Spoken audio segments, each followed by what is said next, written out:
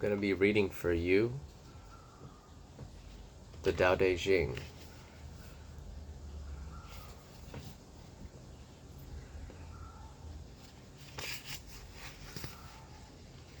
This is the English version with notes by Stephen Mitchell.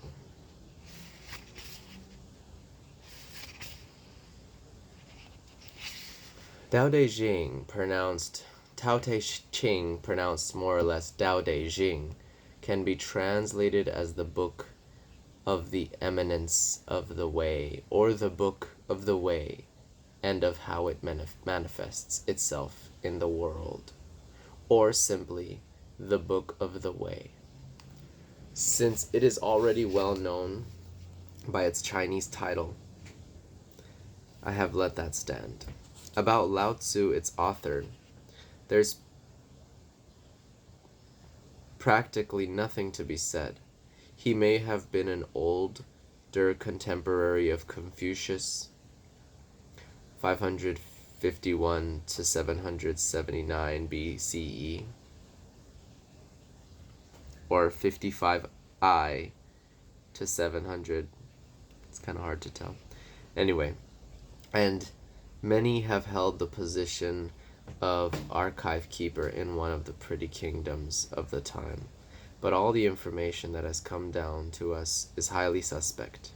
Even the meaning of his name is uncertain, and the most likely interpretations, the old master, or more picturesquely, the old boy. Like an Iroquois woodman, he left no trace. All he left us is his book, the classic manual on the art of living, written in a style of gem-like lucidity, radiant with humor and grace, and large-heartedness, and deep wisdom, one of the wonders of the world. People usually think of Lao Tzu as a hermit, a dropout from society, dwelling serenely in some mountain hut, unvisited, except perhaps by the occasional traveler arriving a 60s joke to ask. What is the meaning of life? A 6-os joke to ask. What is the meaning of life? But it's clear from his teaching that he deeply cared about society. If society means the welfare of one's fellow human beings, his book is among other things, a treatise of the art of government, on the art of government, whether of a country or of a child. The misperception may arise from his insistence on we woo we, or way woo way, literally doing not doing, which has been seen as passivity. Nothing could be further from the truth. A good athlete can enter a state of body awareness in which the right stroke or the right movement happens by itself, effortlessly, without any interference of the conscious will. This is a paradigm for non-action, the purest and most effective form of action. The game plays the game, the poem writes the poem. We can't tell the dancer from the dance. Less and less do you need to force things until finally you arrive at non-action. When nothing is done, nothing is left undone. Nothing is done because the doer has wholeheartedly vanished into the deed. The fuel has been completely transformed into flame. This nothing is in fact everything. It happens when we trust the intelligence of the universe in the same way that an athlete or a dancer trusts the superior intelligence of the body. Hence, Lao Tzu emphasizes on softness. Softness meaning the opposite of rigidity, and is synonymous with suppleness, adaptability, endurance. Anyone who has seen a Tai Chi or Aikido master not doing, will know how powerful this softness is. Lao Tzu's central figure is a man or woman whose life is in perfect harmony with the way things are. This is not an idea, it is a reality. I have seen it. The master has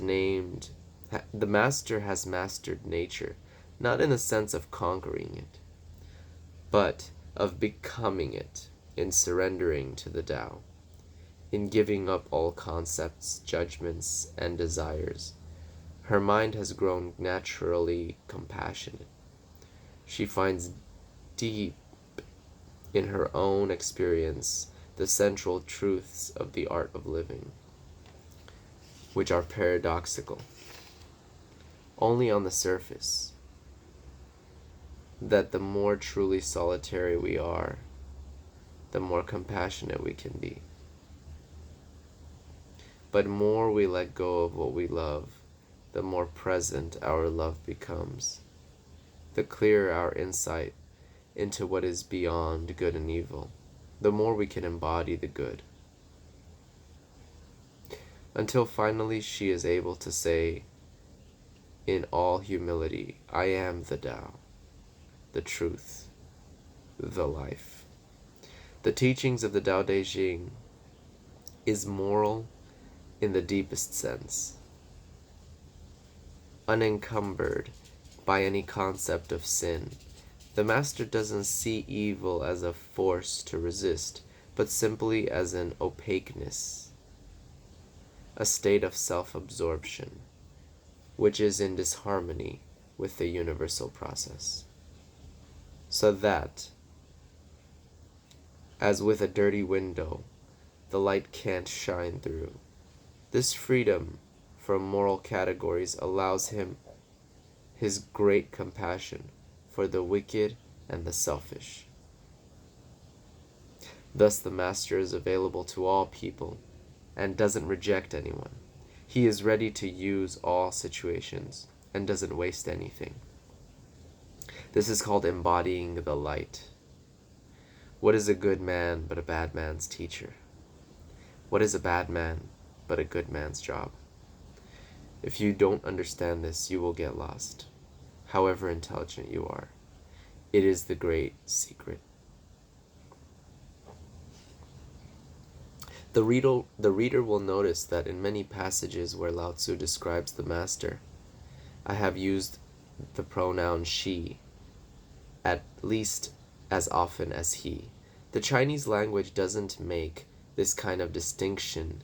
In English we have to choose, but since we are all potentially the master, since the master is essentially us, I felt it would be untrue to present a male archetype, as other versions have, ironically done. Ironically, but of all the great world religions, the teachings of Lao Tzu is by far the most female. Of course, you should feel free, throughout the book, to substitute he for she or vice versa. As to method, I work from Paul Carus's literal version, which provides English equivalent, often very quaint ones, alongside each of the Chinese ideograms. I also consulted dozens of translations into English, German, and French. But the most essential preparations for my work was a 14-year-long course of Zen training, which brought me face to face with Lao Tzu and his true disciples and heirs, the early Chinese Zen masters.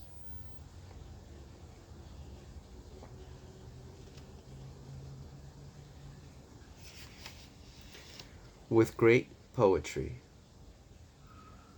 the priest the freest translations of sometimes the most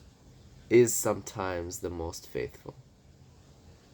We must try its effect as an English poem, Dr. Johnson said. That is the way to judge of the merit of a translation. I have often been fairly literal, or as literal as one can be, with such a subtle, kaleidoscopic book as the Tao Te Ching.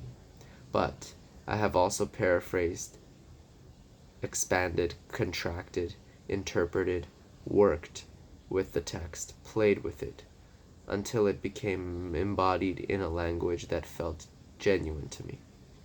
If I haven't always translated Lao Tzu's words, my intention has always been to translate his mind. Tao Te Ching.